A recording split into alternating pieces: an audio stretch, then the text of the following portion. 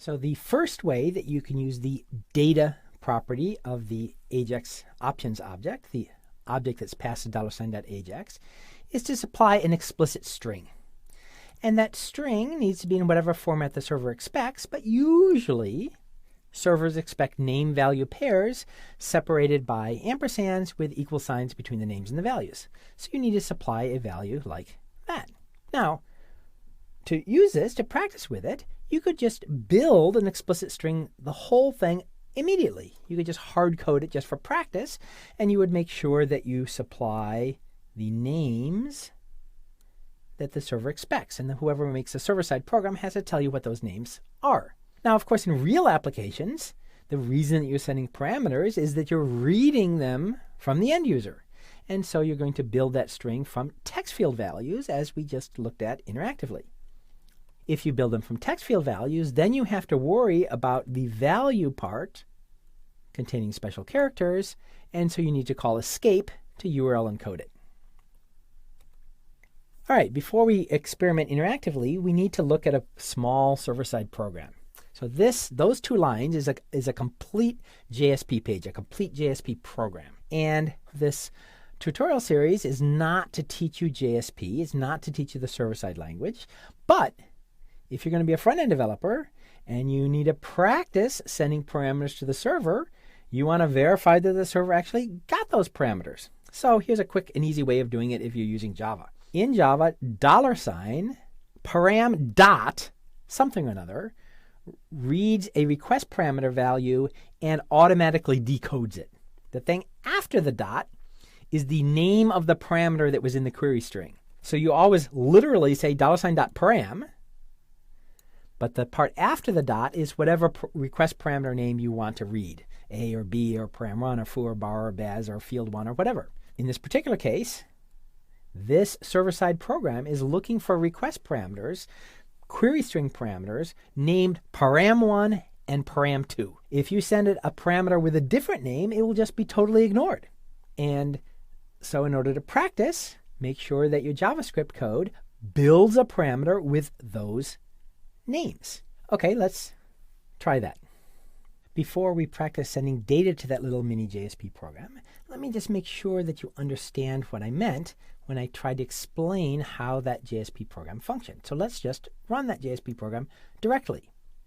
And it returns a little tiny string saying parameter 1 is, parameter 2 is, and it says an empty string because I didn't supply a parameter. So if I want to experiment with that JSP program right in the command line, I can supply after a question mark the parameters. Param1 equals hi, ampersand, param2 equals bye. And now, when I do that, my JSP program returns a string just telling me what I supplied for param1 and param2.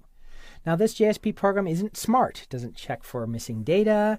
It doesn't look for extraneous parameters. If you supply a parameter called param3 or you call it capital P param1, it just ignores it. But we're not concentrating on the server-side code. We're concentrating on the front-end code. We just want to verify that our front-end code properly sent data to the server, and then the server programmer's job will be to do something interesting with that data.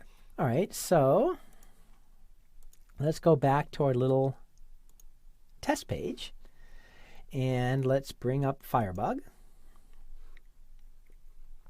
and let's practice doing an AJAX request to that little JSP program, but we'll send it some data this time.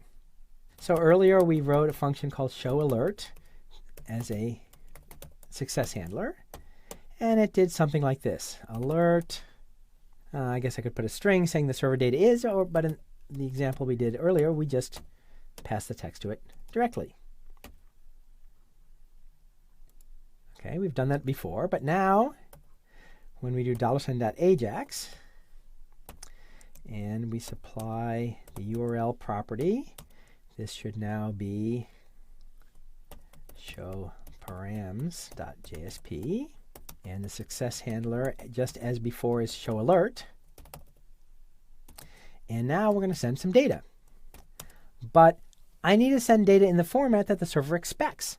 this little JSP program expects data with parameters named param1 and param2. So I ought to supply those. Param1 equals foo, ampersand param2 equals bar, some random values. I'm not doing anything with those values. I just want to make sure that the server receives those values. And if you look at the top when I run this, it sent those values to the JSP program. The JSP program read param1 and param2 and produced a string showing you what it read. So this verifies that param1 and param2 actually got sent to the server. Okay, again, we're not going to do anything interesting on the server with those values. That's the job of the server-side programmer.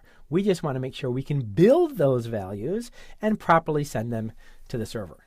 Now, it's all well and good to send a hard-coded value like this, but now we want to do a more realistic example where the parameters are still called param1 and param2, but the values are not hard-coded, but instead come from text fields.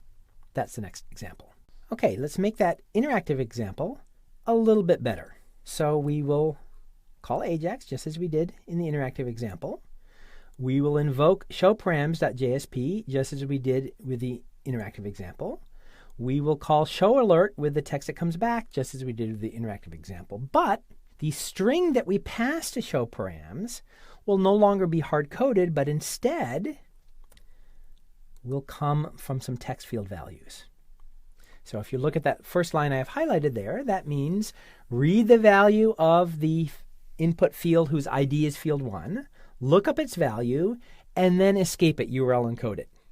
If you forget to escape it, you might not notice in your testing because you might fail to type in text field values that have special characters. Make sure you escape it because in real life, users might type in values with ampersands and spaces and other characters that have special meaning in URLs. Okay, so I read the text field value, I escape it, and then I attach it onto the string param1 equals. I need to call it param1 because that's what the server expects. The front end has to supply data in the format the server expects. Then I stick an ampersand on the end of that pair explicitly in my own JavaScript code. Do the same thing for the second text field and attach it to a parameter named param2. If you've ever done normal form submissions, this may seem puzzling to you because in normal form submissions, this whole big string kind of gets built automatically. Now we'll see shortly that jQuery does have an option for building it automatically.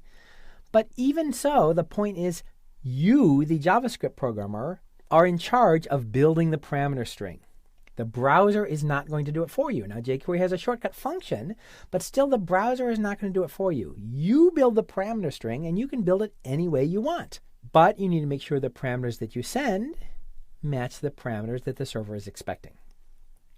Okay, so I built the parameter string, and I passed that to data just like we did in our interactive example, but now the string contains values from the text field rather than hard-coded values. And then, as usual, we attach that whole function to the click handler of a button with a particular ID. All right, for this to work, the names of the IDs of the fields that I look for in the JavaScript have to match the IDs in the actual HTML.